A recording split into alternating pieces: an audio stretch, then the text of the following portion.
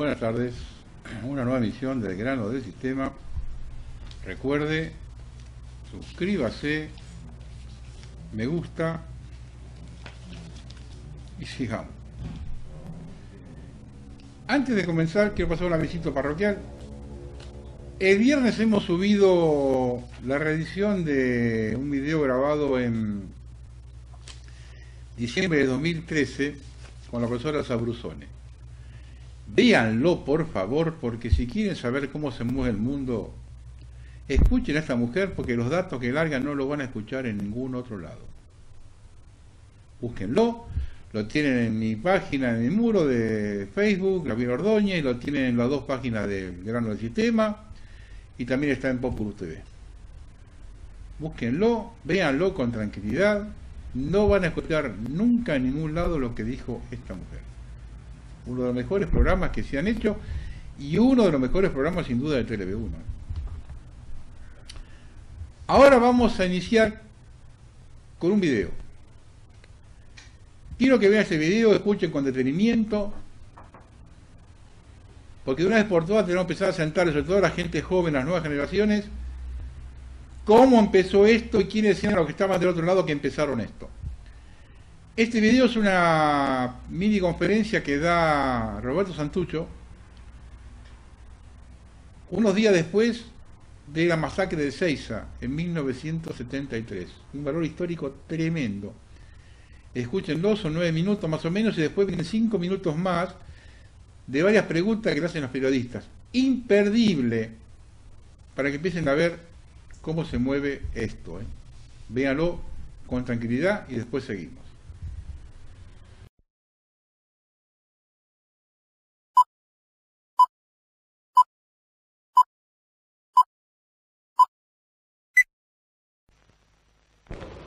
En esta conferencia de prensa citada por el Ejército Revolucionario del Pueblo, representamos a nuestra organización los compañeros Enrique del Carmen Fernández, a mi izquierda, Mario Roberto Santucho, yo, y el compañero Benito Urteaga, a mi derecha. Vamos a leer una declaración sobre la situación política actual y estamos dispuestos a contestar posteriormente preguntas de los periodistas. La declaración del Ejército Revolucionario del Pueblo que vamos a leer dice: la actuación de nuestro pueblo y la necesidad de nuestra patria es avanzar en el proceso revolucionario iniciado en el Cordobazo antidictatorial del 29 de mayo de 1969 hacia la liberación nacional de nuestra patria y la liberación social de nuestro pueblo trabajador. En ese sentido se pronunció la clase obrera y el pueblo argentino en años de enérgica lucha contra la dictadura militar en el Cordobazo, en el Rosariazo, en el Viborazo, en el Mendozazo, en el Tucumanazo, en centenares de huelgas y manifestaciones, en centenares de acciones guerrilleras. Incluso, deformadamente, en las condicionadas elecciones del 11 de marzo, y más recientemente, en la histórica jornada de liberación de los combatientes frente a la cárcel de Villa Devoto, en las centenares de ocupaciones de fábrica y decenas de acciones guerrilleras de las últimas semanas, en la tónica de la gran movilización del 20 de junio. Avanzar en el proceso revolucionario bajo el actual gobierno parlamentario hacia la liberación nacional y social es movilizar ampliamente a las masas, continuar la lucha contra las empresas imperialistas y el gran capital, atacar las raíces de la dependencia, estatizando las grandes empresas, realizando una profunda reforma agraria, desarmando el ejército opresor y armando al pueblo. ¿Cumple el gobierno parlamentario con el pueblo? ¿Satisface las aspiraciones de la clase obrera y todo el pueblo argentino? Cada día es más evidente que no. Por el contrario, el gobierno del presidente Cámpora se coloca cada vez más claramente al lado de los espectadores y los opresores, junto a los enemigos del pueblo y de la nación argentina, y se apresta a reprimir, más aún, ya ha comenzado a organizar la represión sangrienta contra el pueblo. En el terreno de la economía, en lugar de elevar el nivel de vida de las masas trabajadoras, hacer pagar la crisis a los capitalistas, reorganizar la economía bajo el control y administración de los trabajadores, intenta, a través del pacto social, maniatar a los obreros y dar vía libre a los empresarios para un enriquecimiento más rápido. El plan de la CGE, calurosamente apoyado por la UIA y demás organizaciones del gran capital, por el imperialismo yanqui, que lo considera el mejor plan de los últimos gobiernos, por el imperialismo europeo, es un plan abiertamente antiobrero que intenta reconstruir los bolsillos capitalistas, multiplicando el esfuerzo y sufrimiento de los trabajadores. En el terreno político, desde el Ministerio de Bienestar Social convertido en cuartel general de la Central de Inteligencia Americana, el gobierno organiza bandas fascistas para reprimir a las fuerzas revolucionarias. En este sentido es nuestro deber revolucionario denunciar que el sorpresivo y feroz ataque perpetrado contra los sectores revolucionarios del peronismo el 20 de junio en el acto de Avenida Riccieri, con un mínimo de 25 muertos, fue perfectamente planificado, organizado y ejecutado desde el Ministerio de Bienestar Social bajo la inmediata dirección del torturador Osinde y otros notorios agentes del imperialismo yanqui. Por estas medidas económicas y políticas, el gobierno del Frei Julio ha recibido el entusiasta respaldo de todo lo antinacional y antipopular, de la Unión Industrial Argentina, del imperialismo yanqui y europeo, de personajes tan nefastos como Álvaro Alzogaray, de los militares opresores, y ha dejado sorprendidas y preocupadas a las amplias masas que lo apoyaron con su voto. Los recientes pronunciamientos gubernamentales, en especial el mensaje de Cámpora el 25 de junio y la decisión de reprimir las ocupaciones de fábrica y la tenencia de armas y explosivos, sumados a los planes económicos y políticos del gobierno, significan una traición a la voluntad popular, al mandato recibido, y colocan al nuevo gobierno a solo un mes de su instalación a un paso de la ilegalidad revolucionaria. Este gobierno, mientras arma hasta los dientes a los fascistas, se atreve a intentar desarmar a los revolucionarios, mientras favorece sin rubores el gran capital internacional, intenta mantener a la clase obrera en la explotación, en el sufrimiento y el sacrificio, difundiendo la consigna contrarrevolucionaria de la casa al trabajo y del trabajo a la casa, para impedir la participación del pueblo argentino en la política nacional.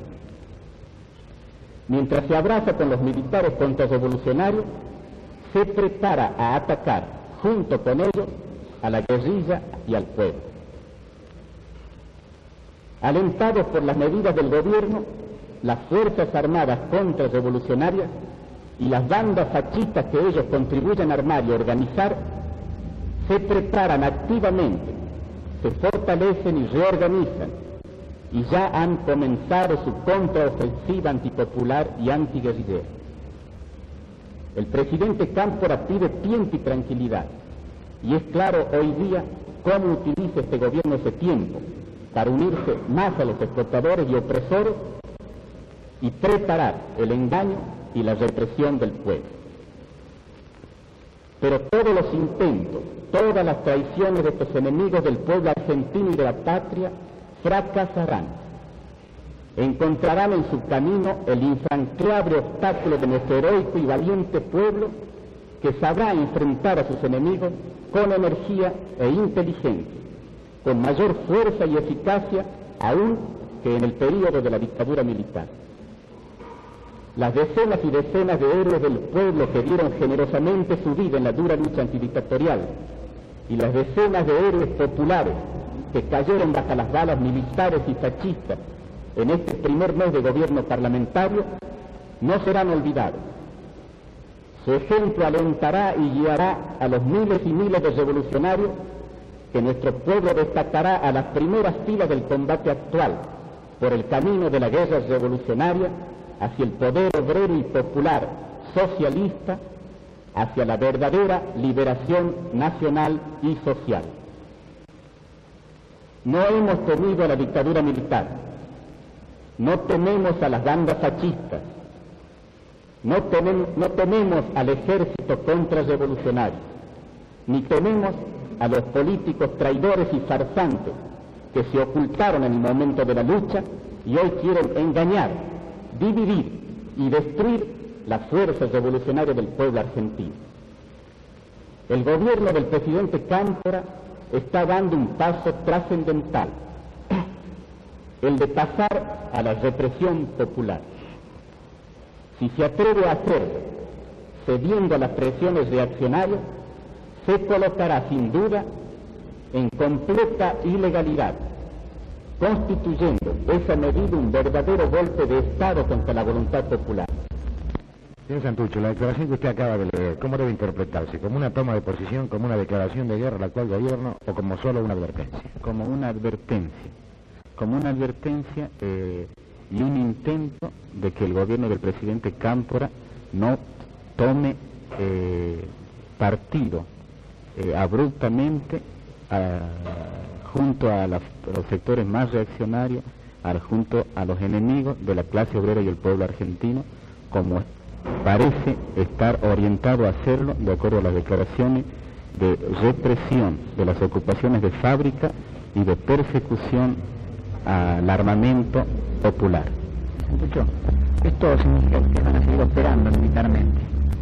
Y nosotros declaramos oportunamente que seguiríamos operando militarmente, lo estamos haciendo contra las empresas imperialistas y contra el ejército contrarrevolucionario. Nosotros estamos operando actualmente, nosotros hemos explicado que no atacaremos al gobierno del presidente Cámpora mientras el gobierno del presidente Cámpora no ataque al pueblo y a la guerrilla. ¿Esta posición de ustedes no lo pone de espalda a la voluntad popular que se manifestó en las elecciones del 11 de marzo? No. La voluntad popular no solo se manifestó en las elecciones del 11 de marzo. Yo diría que en las elecciones del 11 de marzo fue una de las manifestaciones más distorsionadas de la voluntad popular, en el sentido de que fue una elección condicionada. La voluntad popular se ha manifestado y se manifiesta fundamentalmente y más claramente en la movilización de las masas, en la lucha cotidiana de la clase obrera y el pueblo.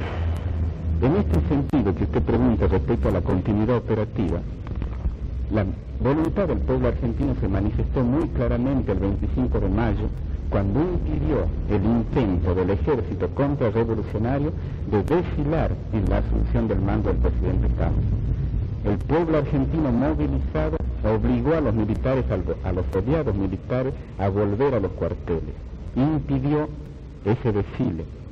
El pueblo movilizado impidió el intento de los militares de retener a los prisioneros de guerra, a nuestros compañeros, a los combatientes, y el pueblo movilizado ese 25 de mayo rescató de las cárceles, de la cárcel de Villa Devoto y de las demás cárceles del país, a nuestros compañeros. Santucho, la continuación de la lucha armada por parte del Ejército Revolucionario del Pueblo significa concretamente que van a continuar los secuestros de ejecutivos de grandes empresas. Mientras los ejecutivos de grandes empresas sigan explotando al pueblo argentino, nuestra organización va a seguir tomando medidas contra los ejecutivos de las grandes empresas. Santucho, ¿qué significa para ustedes Juan Domingo Perón? Para nosotros es un líder popular y forma parte de un movimiento heterogéneo, un movimiento complejo, un movimiento que tiene una mayoría de un sector, podríamos decir, conservador, que no responde a los verdaderos intereses de la clase obrera y el pueblo, y que por el contrario intenta, con el engaño y en connivencia con el ejército contrarrevolucionario, los elementos provenientes de la pasada dictadura militar, como el comandante en jefe del ejército, que fue uno de los más destacados represores del Cordobazo, jefe de operaciones en el Cordobazo. Tiene en su haber la muerte de decenas de combatientes populares en aquella ocasión, y toda otra serie de elementos reaccionarios, como el ministro de Economía Gelbar, el ministro de Bienestar Social López Rega, toda una serie de enemigos de la clase obrera y el pueblo, que dirigen y tienen un peso mayoritario dentro del movimiento peronista en este momento. Pero ese movimiento es un movimiento de masa, y el grueso de los sectores más sanos y progresistas, revolucionarios de nuestro pueblo, sigue aún ese movimiento. Y hay expresiones dentro del peronismo, expresiones que verdaderamente, consecuentemente, se orientan hacia cambios fundamentales, hacia la solución de los problemas de nuestro pueblo y de nuestra patria, hacia el logro de la felicidad de los argentinos. Y esos sectores son los sectores progresistas del peronismo, los sectores del interior, hay diputados, hay funcionarios también, y fundamentalmente las organizaciones revolucionarias, las organizaciones armadas y otras organizaciones revolucionarias del peronismo de base, una serie de corrientes que luchan cotidianamente entre las masas y que nosotros compartimos con ellos los mismos problemas, las mismas luchas y los mismos objetivos. ¿Qué opina usted del discurso de Perón el día que llegó al país el 20 de agosto? Nosotros opinamos que no era lo que el pueblo esperaba. Ese discurso fue prácticamente lo opuesto a lo que el pueblo esperaba.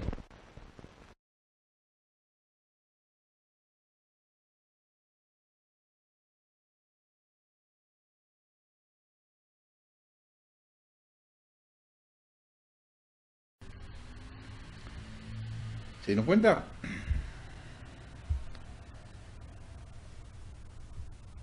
Mucha de esta gente que piensa como pensaba Santucho en ese momento son los que están en este momento gobernando. Pero observaron bien, ¿no? Para el caso, párenlo, véanlo de vuelta y leanlo con despacito. Cómo habla en pleno gobierno constitucional. En el momento que Santucho está diciendo eso, no hay ningún gobierno militar en el poder. Hay un gobierno constitucional elegido hacía muy poco tiempo y con Perón en el país. Ahora vamos a ver una fotito también, que es complemento de esto, que es una foto de un asesinato que se dio en Cuba, también de un valor histórico muy interesante, véanla. Porque hay mucho Gil dando vueltas por ahí. Pobres muchachos a veces que lo agarran desde chiquito y le van llenando ideas en la cabeza y no dicen absolutamente nada de esto. Y esos tres que están ahí en la foto, los tres trabajaron para el sistema. Bueno, ahora vamos a hablar de un tema mucho más complicado y nos toca muy directamente a nosotros. Vamos a empezar a hablar de el fraude electrónico. Y mientras yo voy hablando van a ver dos fotos de lo que pasó en Salta hace poco tiempo. Y lo que yo voy a leer es un estudio que se ha hecho en Venezuela a raíz de las últimas elecciones que hubo en ese país con un fraude impresionante. Y este venezolano la tienen bien clarita porque da los detalles de cómo se hizo el fraude. Escuchen con atención. Y si arrancamos pensando que todo el mundo conoce a un señor llamado Bill Gates, creo que lo conocen todos, ¿no? Por ese hombre estamos nosotros acá en este momento conversando con ustedes. Un poquito es el mentor de todo esto. Es el que capitalizó a un montón de ingenieros de computación y creó Microsoft. Bill Gates dijo que para lo último que se debe utilizar la informática es para unas elecciones. Palabra autorizada, ¿no? El fraude informático es un arma formidable. Mucha gente ingenua considera que el uso de computadoras en los comicios es un adelanto y que sus resultados son inobjetables. Esa es la idea que trata de vender el gobierno, pero la agenda oculta tras esa fachada de modernización y de supuesta pureza del voto es escalofriante, como veremos en los próximos párrafos. Para los tiranos y los bribones, la informática corrupta es un arma ideal para cometer un fraude electrónico sin dejar rastros. No lo quise pasar porque circuló mucho por internet. Hay un video de Estados Unidos, de Miami, donde hay un señor que está de testigo en una audiencia judicial, donde habla del fraude que hicieron en Miami en las elecciones del 2001. Durante 3-4 minutos, busquen por internet que lo van a encontrar. Un sistema informático es una caja negra, porque muy poca gente, salvo algunas autoridades y técnicos de la Comisión Nacional Electoral, saben lo que pasa dentro de esas máquinas. Su principal tarea es agilizar el conteo de los votos, permitiendo conocer los resultados rápidamente. Un procedimiento electrónico de votación no es malo por sí. El sistema en sí no es corrupto o tramposo. Los que diseñan y operan el sistema pueden ser honestos o bribones. La falta de inspección externa en un sistema informático es equivalente al nombramiento de Al Capone como presidente de la Casa de la Moneda y la designación de su banda para que vigile el Tesoro Nacional. No hay nada más proclive al fraude que un voto electrónico sin control. Aún con controles estrictos, el sistema puede ser fraudulento porque los bribones que lo manejan son suficientemente inteligentes para hacer maniobras difíciles de detectar. Todo sistema electrónico electoral requiere continuas auditorías para evitar o al menos minimizar el fraude que está latente. Así como hay inseguridad en la calle, hay inseguridad en las elecciones. Los ladrones de votos físicos o los falsificadores, creadores de votos virtuales, continuamente desarrollan nuevas formas de hacer trampa. Sin que el público se dé cuenta, tras bastidores se plantea una guerra de inteligencias, una al servicio de la pureza del voto y otra a la orden de un maniático que quiere ganar a cualquier costo. La auditoría es una función que debe ser ejecutada por personas independientes de la operación. Esta es la única garantía para dar fe de la honestidad del proceso. En el caso de algunas elecciones, la auditoría debe ser integrada como mínimo por un grupo de técnicos especialistas donde haya por lo menos un 50% de opositores al gobierno. Los auditores deben tener carta blanca para inspeccionar los procedimientos, locales, máquinas y equipos de transmisión, redes electrónicas, sala de totalización, etc. Los funcionarios de la Comisión Electoral no podrán negarse a ninguna solicitud de los auditores de la oposición. Sería ideal que observadores extranjeros pudieran conocer los reclamos hechos por la oposición y los argumentos en contra hechos por el gobierno. Si una auditoría con esta característica no se realiza, el gobierno estaría admitiendo tácitamente que está cometiendo fraude. Es conocida la existencia de salas, ojo con este detalle, que esto acá no se habla, es conocida la existencia de salas de totalización secretas que no son controladas por la Comisión Electoral. A estos centros de totalización paralelos no se permite la entrada, en este caso de venezolanos, aunque recibieran a través de la Comisión Electoral. Hay datos de las mesas electorales y luego los procesan en forma clandestina, violando una disposición expresa en contra por parte del propio Consejo Electoral. Dado el secretismo de esta operación encubierta, es de suponer que el manejo de esa información no es lo más ortodoxo. Algunos supuestos técnicos plantean que las auditorías son el antídoto contra el fraude electrónico. Lamentablemente, ese es otro cuento de caminos. Ninguna auditoría puede asegurar que un sistema tan complejo, con múltiples componentes, hará exactamente lo que está supuesto a hacer. Basta que con alguno de los operadores oficiales o extraoficiales cometan algún tipo de fraude en nódulos críticos para modificar los resultados. Aparte del fraude premeditado, los operadores por error humano pueden introducir inadvertidamente datos cerrados o incluso escribir programas de computación equivocados. Adicionalmente, queda el problema insoluble de garantizar que ningún componente del sistema pueda ser modificado después de la auditoría para borrar prueba de la existencia del fraude. La auditoría de seguimiento con revisiones de control adecuadas después de las elecciones es algo que no se realiza en la actualidad. Y acá pasa a detallar lo que pasó en las últimas elecciones de Venezuela. De acuerdo con informaciones extraoficiales recibidas por el suscrito de personas conocedoras del sistema, la totalización es el acto de magia final realizado por hábiles prestidigitadores cubanos. Estos expertos en programación y análisis de sistema trabajan en sofisticadas instalaciones ubicadas alrededor de poderosos centros de computación ubicados en lugares secretos. Como en una película de ciencia ficción, estos data centers estarían conectados con sistemas de comunicaciones encriptados, equipados con tecnología de punta, capaces de recibir y analizar resultados en la mesa de votación antes que el propio centro oficial.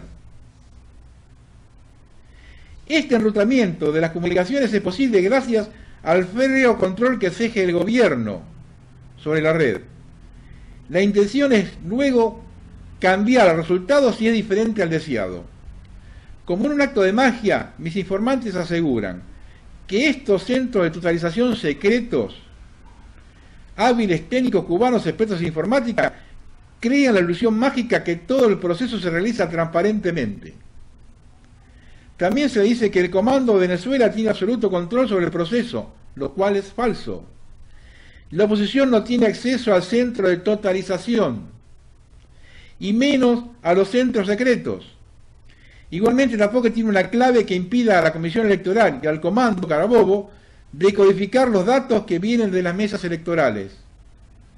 El Comando Carabobo no puede impedir que los datos se decodifiquen sin su presencia. Van escuchando, ¿no? Al llegar los datos a la sala de totalización de la Comisión Electoral, este organismo no procede de inmediato a sumar automáticamente los votos en tiempo real a medida que van llegando, como uno ve que ocurre en otros países. Luego de la transmisión electrónica, que solo tarda unos segundos, se inicia una larga y tediosa espera en el correo, mientras que los votantes se comen las uñas nerviosamente esperando los primeros resultados. Durante varias horas, los operadores, a quienes se les prohíbe llevar teléfonos celulares, se dedican a matar el tiempo en labores administrativas a la espera o conversando. Todos ellos saben que la acción se iniciará una vez que se reciba la información proveniente de la sala de totalización secreta. El secreto de esta operación se mantiene designando como operadores activistas del gobierno de la más alta confianza.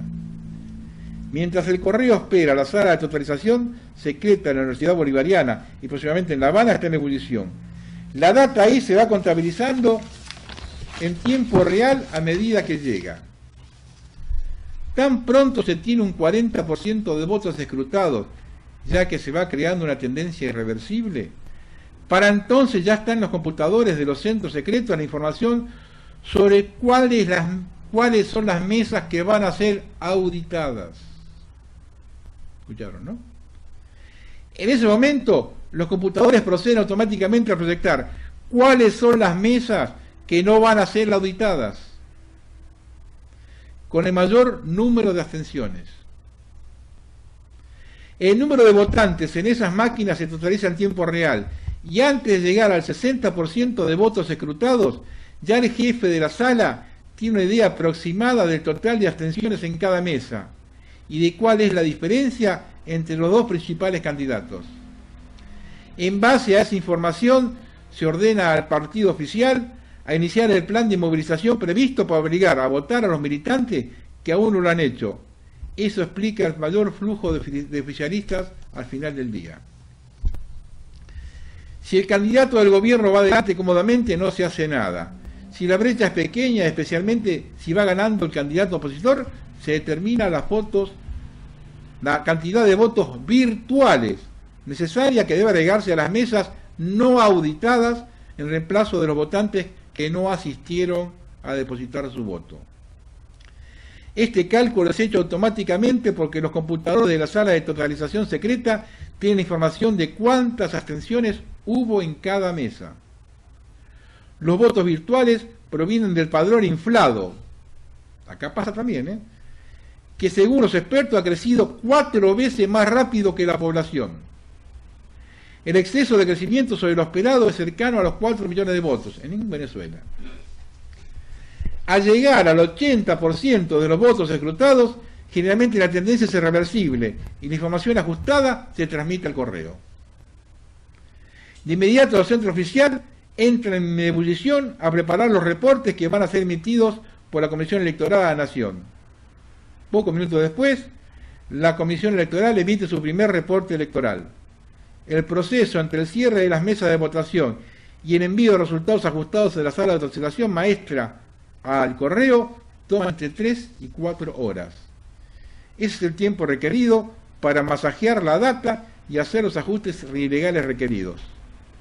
El objetivo al final del día es lograr que el candidato deseado salga triunfante aún perdiendo.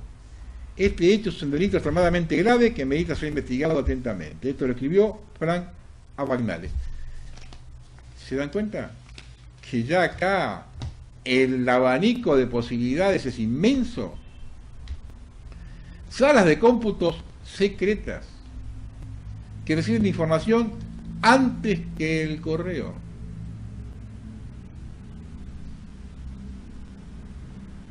Yo lo dije varias veces. Lo que ha pasado en Santiago del Estero, por ejemplo, en la última elección, donde hubo distrito que Zamora sacó el 98,5%. Imposible. Imposible. Van a barrer. Cuando se acerquen las PASO, vamos a saber para qué son las PASO. No se van a dar cuenta. Vamos a terminar este bloque con otro fraude que existe, que es el fraude consentido por todos nosotros.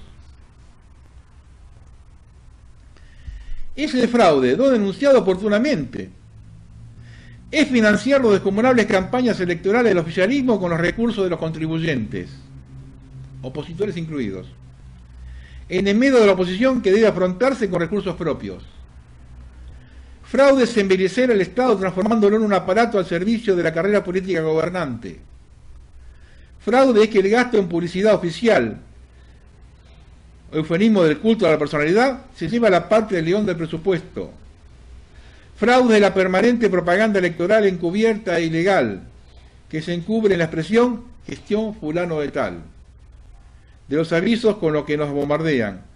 Fraude es hacer beneficencia con el dinero de todos los como si se tratara del propio, regalándolo a Papá Noel, subsidios, chapas, cargos y otros menesteres de por mayor.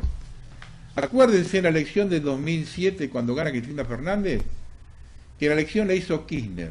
Ella estaba de viaje, hizo 2 actos nada más. Y toda la campaña se la bancó Kirchner usando todo el aparataje del Estado y violando todas las leyes. Yo vuelvo a repetir lo que dije 100 veces, más 101. Con este sistema no hay salida. Con ese sistema no hay salida. Si queremos buscar un tipo de salida, cambiemos el sistema. Con ese sistema no hay ningún tipo de salida. Absolutamente nada. Último dato, y con eso termino para tener un montón de muestras nada más. Creo que fue en las elecciones, estamos en el 2015, creo que fue en la sesión 2013-2011, que me llegó el dato. El 95% de los distritos de la provincia de Buenos Aires no cambiaron de dueño. Si era radical, siguió radical, si fue peronista, siguió peronista, si era vecinal, siguió vecinal. El 95% de los distritos de la provincia de Buenos Aires no cambió de dueño. No se puede luchar contra el aparato. Punto. Si no cambiamos el sistema, olvidémonos de la Argentina un tiempo largo. Nos vemos en el próximo bloque.